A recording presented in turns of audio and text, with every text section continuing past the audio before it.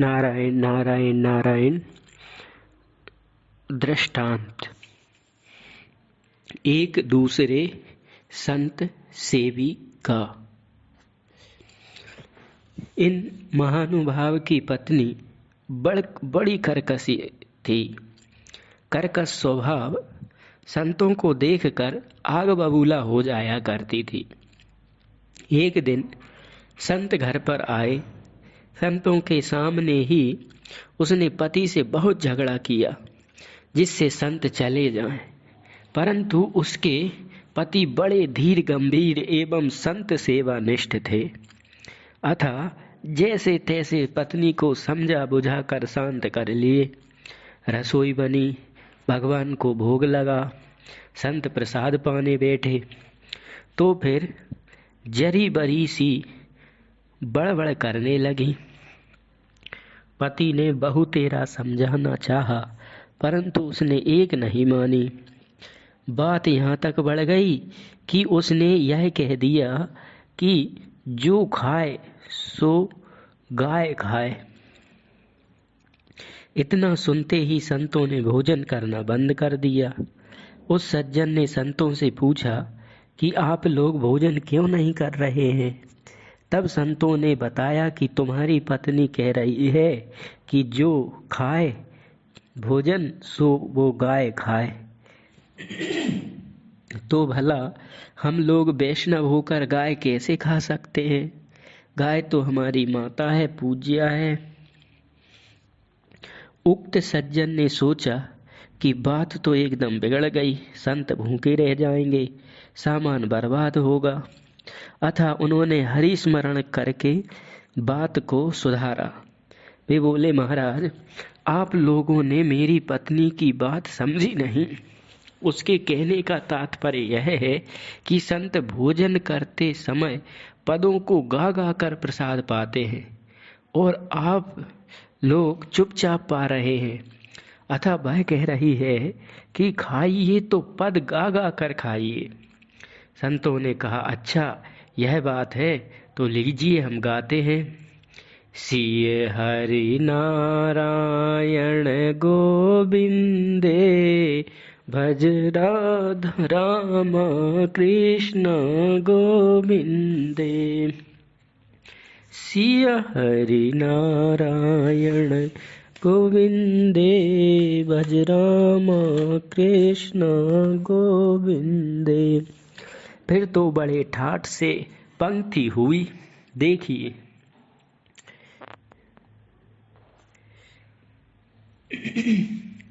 दृष्टांत। एक बुढ़िया का। एक वृद्धा माता जी बड़े प्रेम से श्री लाल जी की सेवा करती थी। यद्यपि वह बड़ी गरीब थी, चरखा काट कर अपनी जीविका चलाती थी।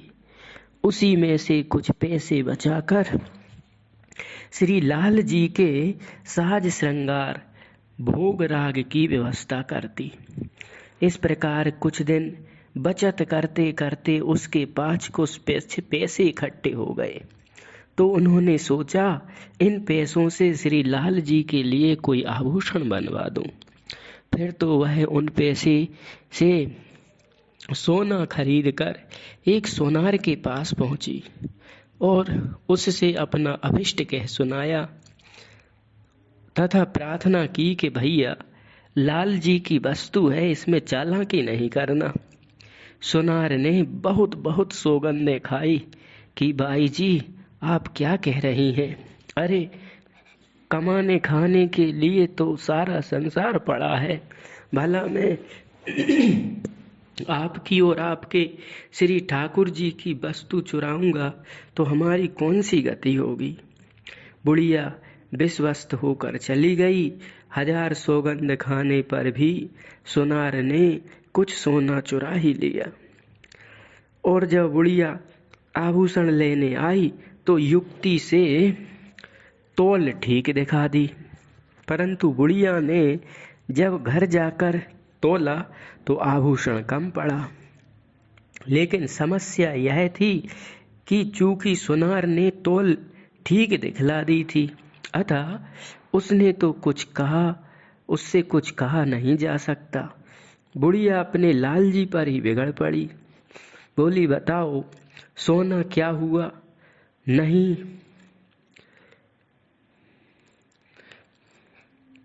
नहीं बताओगे तो मैं तुम्हें मारूंगी। बस इसी चिंता से बुढ़िया सो गई।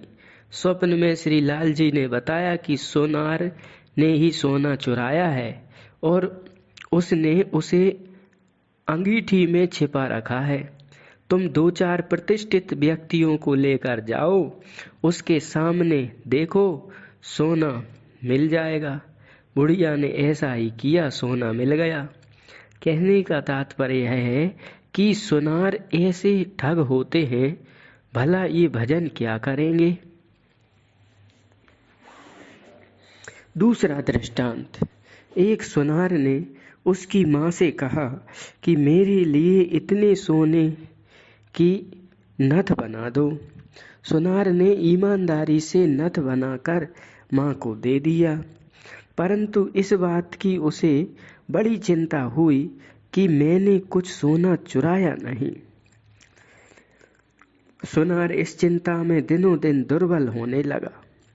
उसकी माँ समझ गई कि यह दुर्बल क्यों हो रहा है, अतः उसने उसके इलाज के लिए कहा, लाला, मेरी यह नथ अभी ठीक नहीं बनी है, इसे फिर से गला कर बना दो।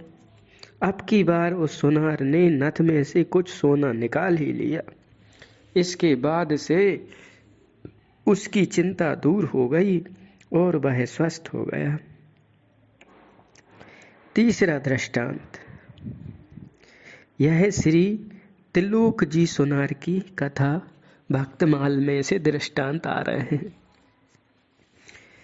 एक राजा ने सुना कि चाहे कितनी ही सावधानी क्यों न रखी जाए, सोनार सोना चुरा ही लेते हैं, परंतु यह बात उसकी समझ में नहीं आई कि देख रेख रखने पर भला कैसे सोना चुरा सकता है। परीक्षा के लिए राजा ने एक सोनार को बुलाकर निश्चय तौल का एक सोने का हाथी बनाने को कहा। सोनार बनाने लगा। राजा ने उस पर कड़ी निगरानी रखी। सोनार जितनी तौल का था, जैसा हाथी यहाँ बनाते, उतनी ही तौल का वैसा ही घर पर जाकर पीतल का हाथी बनाते।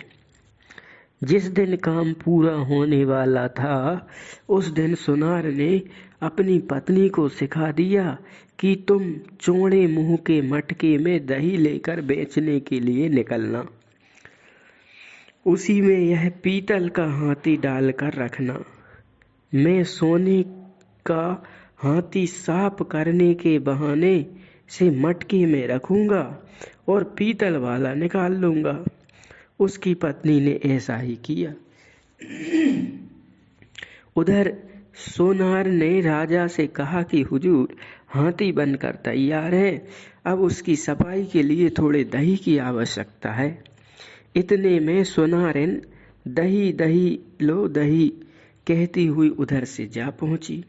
सोनार ने उसे बुलाकर दही का सौदा करने लगा।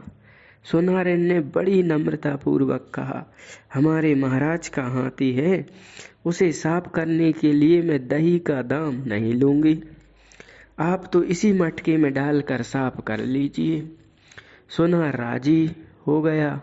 राजा ने अनुमति दे दी। बस उसने सोने का हाथी छोड़ दिया और पीतल वाला निकाल लिया। सफाई करके तौलकर पूरा का पूरा राजा को वापस कर दिया। राजा ने अभिमान पूर्वक कहा, बताओ इसमें तुमने कितना सोना चुराया? सोनार ने हाथ जोड़कर कहा, हुजूर, अन्यत्र तो हम लोग थोड़ा बहुत ही चुराते हैं, परंतु यहाँ तो आप हमारी परीक्षा लेने बैठे थे, अतः कड़ी निगरानी रखें तो मैंने भी इसमें सबका सब ले लिया।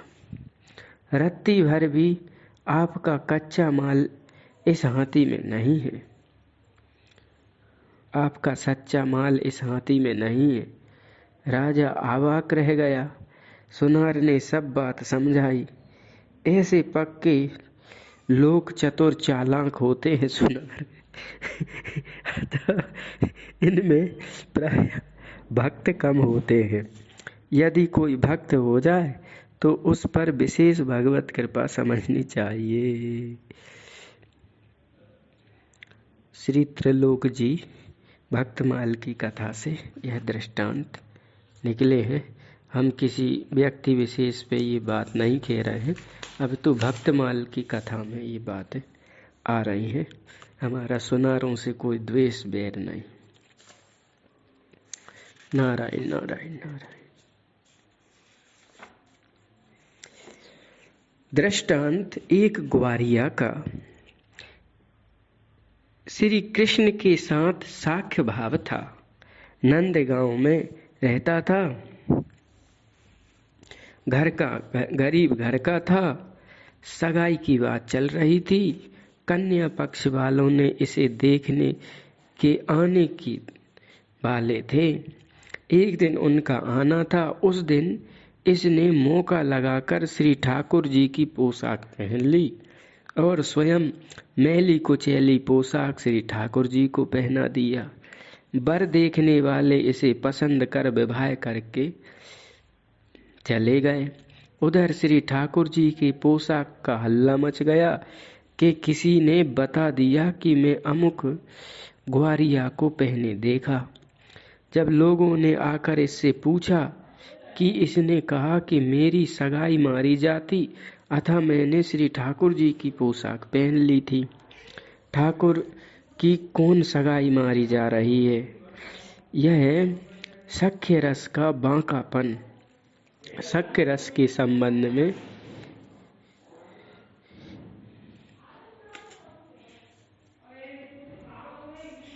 यह दृष्टांत था। दृष्टांत एक सेठ जी का। एक सेठ जी, एक वैष्णव सेवी सेठ जी राजनगर में रहते थे। वे श्री विठलनाथ जी के शिष्य थे। जब तक 2-4 वैष्णवों को प्रसाद नहीं पवा देते तब तक स्वयं भोजन नहीं करते। एक बार सेठ जी परदेश जाने लगे। तब सेठानी से बोले, तुम नित्य जितने वैष्णवों को भोजन कराना उतने पैसे एक घड़े में डाल दिया करना, मैं आकर गिनूंगा। सेठानी ऐसा ही करती। कुछ दिनों के बाद सेठ जी परदेश से आए। उन्होंने घड़े के पैसों को देखा तो उसमें 5 रत्न निकले। पूछने पर सेठानी ने कहा, हमने तो पैसे ही डाले हैं। उन दिनों श्री गोसाई विठलनाथ जी राजनगर में ही विराजमान थे। सेठ जी ने उनके पास जाकर पैसों में से निकले 5 रत्नों का रहस्य पूछा तो उन्होंने बताया कि ये 5 संत भगवान के अंतरंग सिद्ध महाभागवत पधारे हैं। इससे ये 5 रत्न हो गए। तुम्हारी सेठानी का बड़ा सौभाग्य है जो ऐसे भक्तों को भोजन कराया, उनके दिव्य दर्शन किए। दृष्टांत चित्रकेतु का। श्री नारद जी और अंगिरा ने समझा बुझाकर चित्रकेतु का पुत्र शोक दूर करके उसे संकर्षण मंत्र दिया, जिसके जप के प्रभाव से चित्रकेतु को पार्षदत्व एवं अव्याहत गति वाला विमान मिल गया। इतस्तः भ्रमण करता हुआ वह एक दिन कैलाश पर गया। वहां उसने वामांग में विराजमान श्री पार्वती जी समेत शिव जी को देखा। भक्तों में भक्ति के अभाव से उसने शंकर जी का उपहास किया। संसारी लोग भी स्त्री का सेवन एकांत में करते हैं। ये कैसे निर्लज्ज है जो ब्रह्मज्ञानियों की सभा में स्त्री को गोद में लेकर बैठे हैं। इस चित्रकेतु की बात से रुष्ट होकर श्री पार्वती जी ने दैत्य होने का श्राप दिया। सुर दुर्लभ पद पार्षदत्व से पतन हो गया। तब चित्रकेतु वृत्रासुर के रूप में त्वष्टा के यज्ञ कुंड से प्रकट हुआ। इस जन्म में इंद्र से युद्ध के समय उसने भगवान की स्तुति की। उसमें दासानुदासो भवितास्मि भूया, मैं आपके दासों का दास बनूं, यह प्रथम कहा। और अंत में ममोत्तम श्लोक जनेषु सख्यम, अर्थात आपके भक्तों से मेरी मैत्री हो, यह वरदान मांगा।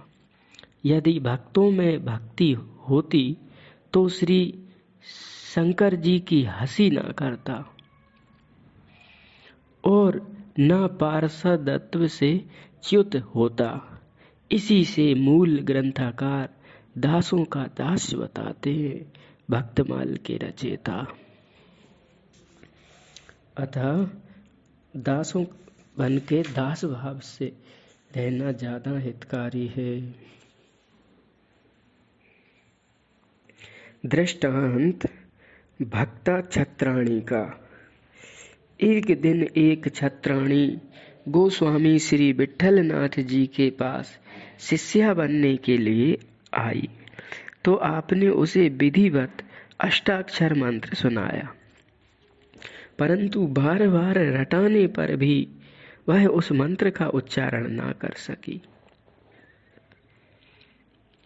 तब श्री गोसाई जी ने उससे पूछा, क्या तुम मेरा नाम जानती हो? उसने उसका उच्चारण कर सकती हो? तो उसने कहा, हाँ महाराज, गुरु विट्ठलनाथ। ऐसा तो हमको आता है। श्री गोसाई जी ने कहा, बस तुम इसी का जप किया करो। तब से वह गुरु नाम का ही जप करती। इस नाम जप के प्रताप से संतुष्ट होकर श्री नाथ जी उसके घर आते और उससे मांग कर मक्खन खाते। इस प्रकार से वह गुरु नाम जप से कृतार्थ हो गई। श्री नरवाहन जी को गुरु नाम में भक्ति थी, अतः उसे धन देकर आदर किया। दोहा भगवत नरवाहन रसिक परम अनन्य उदार, कपटी मुख गुरु नाम सुनी, अर्पियो तन भंडार। कुछ दिनों के पश्चात श्री नरवाहन जी ने आकर श्री हित जी के दर्शन किए, तो गुरुदेव ने कंठ से लगाया।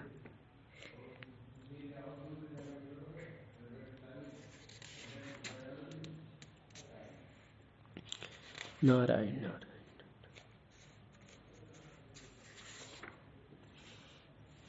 दृष्टांत राजसेवक का।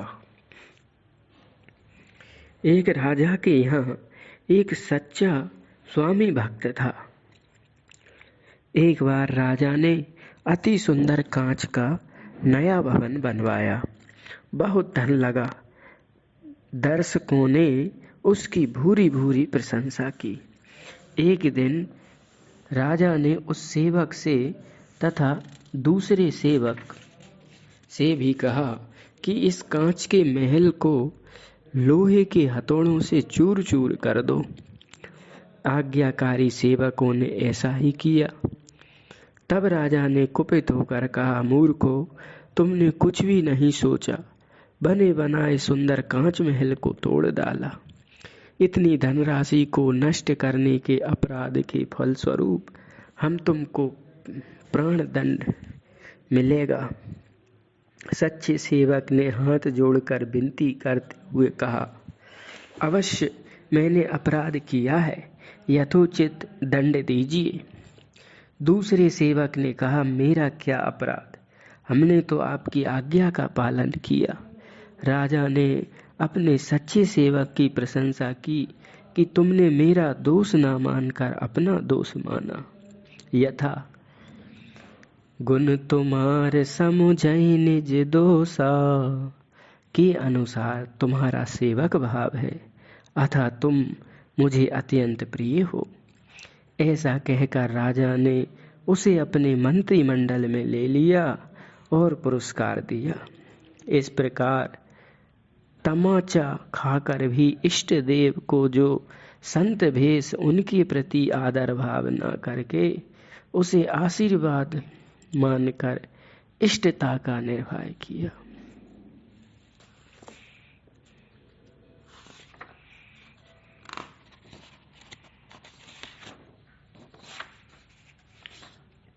अगला दृष्टांत एक विप्र का। एक विप्र ने श्री गंगा जी की महिमा शास्त्रों में पढ़ी थी और संतों के मुख से भी सुनी थी। गंगा गंगेति यो ब्रूयात योजनानां सतेरपि मुच्यते सर्व पापेभ्यो विष्णु लोकम गच्छति। 400 कोस दूर से भी जो मनुष्य गंगा गंगा ऐसा कहे वह पापों से छूट जाता है और विष्णु लोक को जाता है।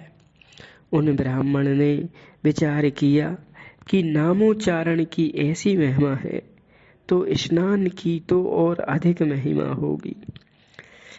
इसके मन में विश्वास हो गया कि मैंने गंगा स्नान तो किया तो मैं मुक्त होकर बैकुंठ चला जाऊंगा, फिर मेरी स्त्री मेरा पुत्र ये सब दुखी हो जाएंगे, इनका भरण पोषण कौन करेगा। इसलिए वे कभी गंगा में स्नान नहीं करते। कुछ दिनों बाद पुत्र समर्थ हो गए, परिवार की चिंता छूट गई। उस समय ब्राह्मण को संसार से वैराग्य हो गया। वह घर गांव के लोगों से मिलजुल कर अंतिम विदा लेकर चला श्री गंगा स्नान के लिए। ऐसी विदाई से लोगों को आश्चर्य हो रहा था। पंडित जी ने नमस्कार पूर्वक श्री गंगा में स्नान किया। उसके बाद विचारने लगे कि स्नान करके ना तो मैं मुक्त हुआ ना बैकुंठी गया, ऐसा क्यों? महिमा सत्य क्यों ना हुई? किसी संत से जाकर पूछा। समाधानार्थ गंगा के किनारे किनारे चल दिए। इतने में इन्हें देवर्षि नारद मिले। उनसे पूछा तो वे बोले, श्री गंगा जी तो शंकर जी सिर पर धारण करते हैं, उन्हीं से चलकर पूछना चाहिए। दोनों शंकर जी से जाकर पूछे तो उन्होंने कहा, मैं पूरी महिमा को कहने में असमर्थ हूँ।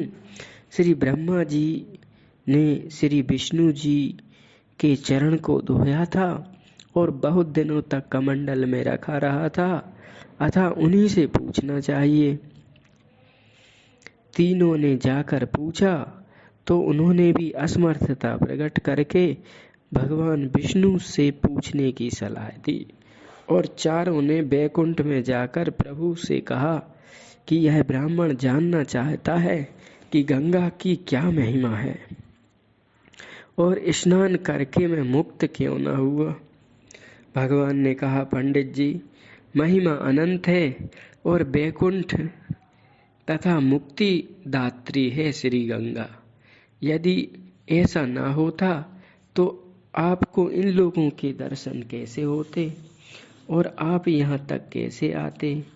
अब तो आपको यहाँ से कहीं नहीं जाना है, आप मुक्त हो गए, बैकुंठ आ गए।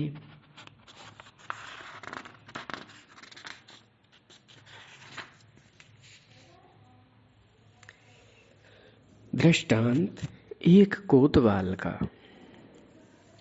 दक्षिण भारत के एक साधु सेवी स्थान में कोतवाल आए हुए संत से टकसाल पूछते। उन्हें जिन्हें बताने का अभ्यास है, टकसाल रट ली है, वे तो पास हो जाते, पर जरा सा चूकने वाले को धक्का देकर भगा देते। एक बार ऐसे ही किसी सच्चे संत की थोड़ी भूल पर उसे खड़िया कहकर भगा दिया। उस संत ने एक नट को बुलाकर उसे टकसाल सिखा दी और स्थान में भेजा। पास हो गया और पंगत में जा बैठा। तब उस संत ने महंत जी के पास कोतवाल की शिकायत की। महंत ने कोतवाल को बुलाकर फटकारा और नट को बाहर बैठाकर भोजन कराया। उस कोतवाल को हटा दिया, क्योंकि भक्त नित्य भक्तापराध होता था, जिससे साधु सेवा की निष्ठा की जड़ कट जाती थी। दूसरा कोतवाल कोमल स्वभाव का था अथा टकसाल पूछने के साथ अन्य लक्षणों से भी साधु भक्त की पहचान करके टकसाली को भीतर बैठाता, अन्यों को सादर दूसरे स्थान पर बैठाकर प्रसाद देता, भक्त अपराध से भयभीत रहता। लाखा जी तो केवल भेष ही देखते थे और जब रसोई पूजा में लेते तो पूछा ताछी करते।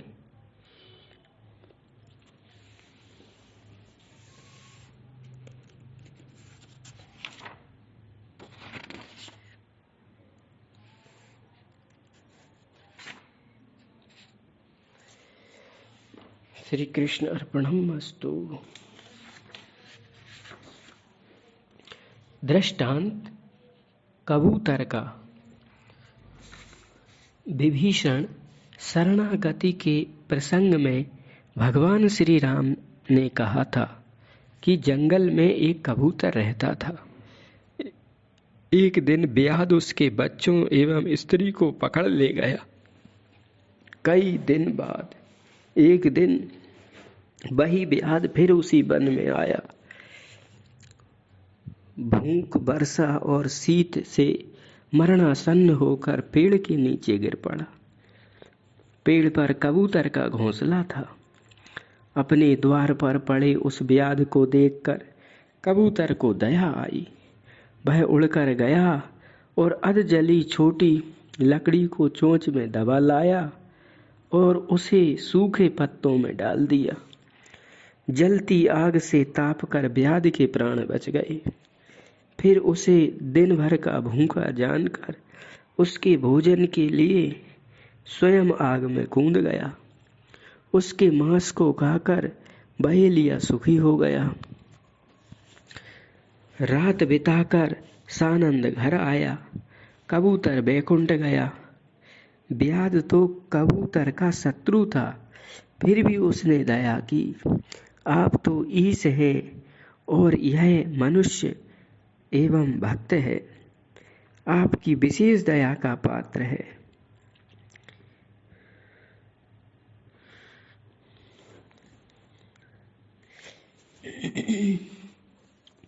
दृष्टांत राजकुमार राजकुमारी का। एक चक्रवर्ती सम्राट का राजकुमार ससुराल गया।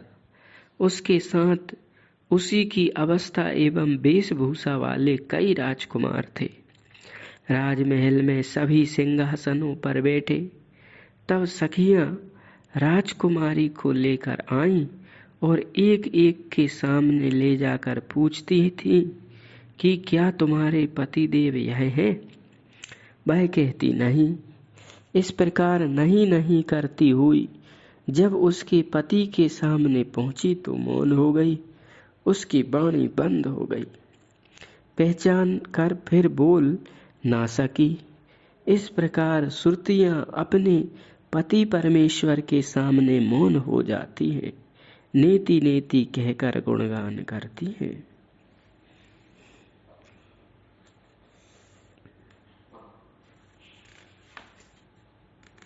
दृष्टांत शेख चिल्ली का और काजी का। एक बार शेख चिल्ली का मन दूध पीने के लिए मचला। भैंस नहीं, गाय नहीं, पास में पैसा नहीं।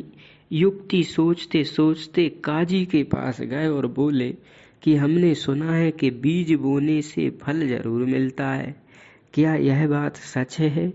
काजी ने कहा, बिल्कुल सच है। शेख चिल्ली ने कहा, तो हमें एक कागज पर लिख कर दे दो। काजी ने लिख कर दे दिया।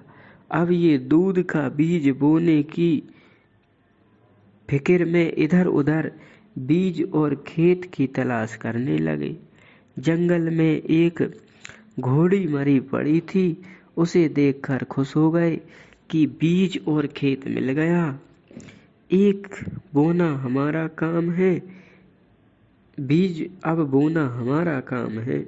एक गड्ढा खोदकर ऊपर से उन्होंने मिट्टी डाल दी, चारों ओर से कांटे की बाड़ लगा दी और घर आकर सबसे बोले कि बस वर्षा होते ही दूध की कमी दूर हो जाएगी। इनकी बात किसी की समझ में नहीं आई। संयोगवश वर्षा आई।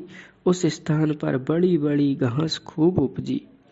घास के लोभ से किसी की भैंस बारी तोड़कर उसमें चर रही थी। उसी दिन शेख चिल्ली अपना खेत देखने गए तो भैंस मिल गई। पुरुषार्थ का फल समझ कर घर लाए। भैंस वाला ढूंढता हुआ आया, बोला, भैंस मेरी है। इन्होंने कहा, मेरे खेत में पैदा हुई है। दोनों काजी के पास गए। इन्होंने लंबी बहस करके काजी का कागज दिखा दिया, बोने की बात बताई। काजी ने हंसकर इनकी सरलता पर रीझ कर इन्हें एक दूसरी भैंस ला कर दे दी। ऐसी जो है ना, वो निष्ठा विवेक का फल है।